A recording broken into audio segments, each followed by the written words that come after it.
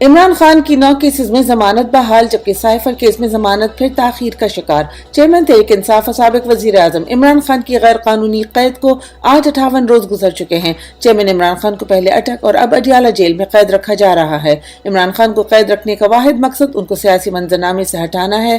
اسی منصوبے کے تحت عمران خان کی 9 کیسز میں ضمانتیں مسترد کی گئی تھیں، جس کے خلاف عمران خان کے وکلاء نے درخواست دائر کی تھی۔ اسلام آباد ہائی کورٹ نے آج اس درخواست کو منظور کرتے ہوئے ضمانتیں بحال کر دی ہیں، جبکہ دوسری طرف سائفر کیس میں ضمانت چیف جسٹس عامر فاروق نے ایک بار پھر التوا کا شکار کر دی ہے۔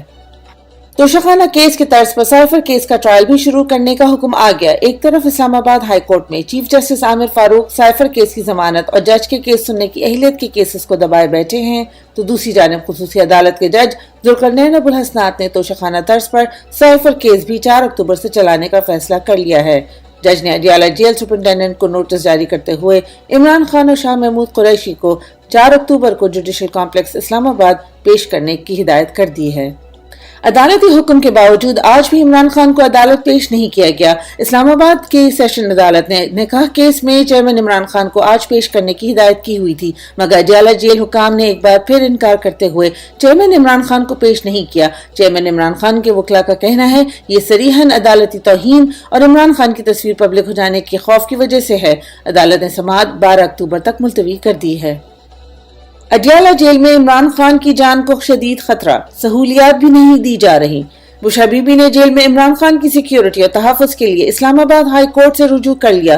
لطیف کوسہ ایڈوکیٹ کے ذریعے دائر درخواست میں موقف اختیار کیا گیا ہے کہ خدشہ ہے کہ عمران خان کو جیل میں کھانے کے ذریعے زہر دیا جا سکتا ہے۔ گھر کے کھانے کی اجازت نہیں دی گئی، جیسا کہ ماضی میں قیدیوں کو سہولت دی گئی۔ عمران خان کو جیل مینول اور عدالتی حکم کے مطابق وہ سہولیات بھی نہیں دی جا رہی جس کے وہ حقدار ہیں۔ عمران خان کے ساتھ جیل میں غیر انسانی سلوک آئین کے آرٹیکل 9 اور 14 کی خلاف ورزی ہے۔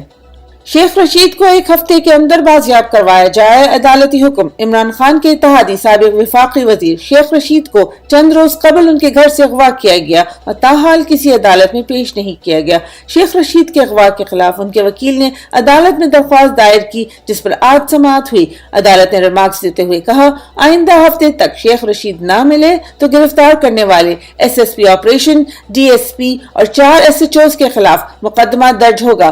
سماعت 1 ہفتے کے لیے ملتوی۔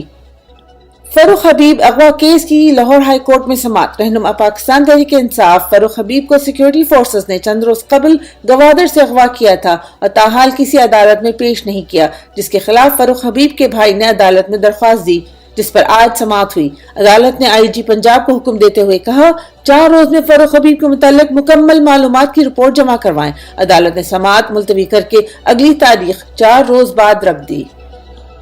تمام تر ریاستی وسائل کے باوجود نون لیگ ایک پتلی گلی نہ بھر سکی، ملزم نواز شریف مایوس۔ عدالت سے فرار ملزم نواز شریف کی واپسی سے قبل نون لیگ نے کل لاہور میں ایک پتلی گلی میں جلسہ کرنے کی کوشش کی۔ تمام تر ریاستی وسائل ہونے کے باوجود عوام نے شرکت سے انکار کر دیا۔ مجرمہ مریم نواز کی زہر آلود تقریر کے وقت آدھے سے زیادہ گلی خالی رہی، جس پر آج مفرور مجرم نواز شریف نے مایوسی کا اظہار کیا۔ نون لیگ کے جلسے میں موجود چند لوگ بھی عمران خان کے نعرے لگاتے رہے۔ لوگوں کا کہنا تھا یہاں عمران خان کے لیے نعرے لگانے اور چوروں کو ان کی اصلیت بتانے آئے ہیں۔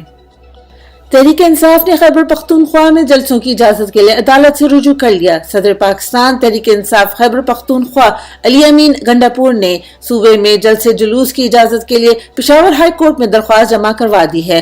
جلسے کرنا ہر سیاسی جماعت کا آئینی حق ہے، مگر کٹ پتلی غیر آئینی نگران حکومت تحریک انصاف کو جلسوں کی اجازت دینے سے مسلسل انکاری ہے۔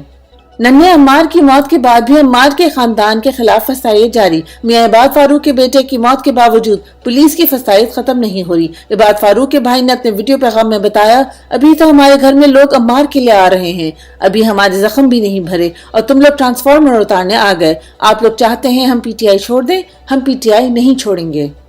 रवा माली साल आवाम से अरबों रुपए लूट कर खास लोगों को रिलीफ देने का मंसूबा है। सीनियर सहाफी अदनान आदिल ने अपने ट्वीट में बताया, रवा माली साल 2023-24 के बजट में 1064 अरब रुपए की सब्सिडीज और मुख्तलिफ इदारों और महकमों के लिए 1400 अरब रुपए के ग्रांट्स शामिल हैं, यानी 2464 अरब रुपए गरीब आवाम से पेट्रोल, डीजल, घी, चीनी, बिजली पर लगाए गए टैक्सों से वसूल करके खास लोगों पर लुटाए जाएंगे।